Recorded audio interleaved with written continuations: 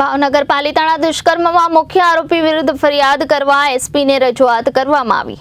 ભાવનગર પાલિતાણા દુષ્કર્મમાં મુખ્ય આરોપી વિરુદ્ધ ફરિયાદ કરવા એસપીને રજૂઆત કરવામાં આવી હતી। 2 દિવસ પૂર્વે વિદ્યાર્થીની સાથે સિડસર વિસ્તારમાં દુષ્કર્મ આચરવામાં આવ્યું હતું। ભાવિન ગોહિલ, પૃથ્વીરાજસિંહ રાજપૂત, ચિરાગ નામના શખ્સો દ્વારા દુષ્કર્મ આચરવામાં આવ્યું હતું।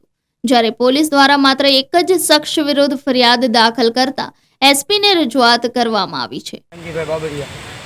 શું ઘટના બની છે? ઘટના દીકરી વહી ગયેલી, સવારમાં સ્કૂલે રહેતી હતી, સ્કૂલેથી વહી ગયેલી, પછી અમે રાતના અમને ખબર પડેલી, પછી ત્યાંથી સ્કૂલેથી મેં શિક્ષકને પણ ફોન કરેલો, તો શિક્ષકે એવું કીધેલું કે પછી છોકરી સ્કૂલે નથી આવેલી। ત્યારબાદ અમે શોધખોળ કરી, શોધખોળ કરતાં રાત્રિના 11 વાગ્યે એક વ્યક્તિનો, અજાણ્યા વ્યક્તિનો ફોન આવેલો। એનું નામ હતું પૃથ્વીરાજ, બરાબર। પૃથ્વીરાજનો ફોન આવેલો, તેને કીધું તમારી દીકરી કે મારી હાજર છે, ચિંતા કરતા ને હું તમને સોંપી દઈશ।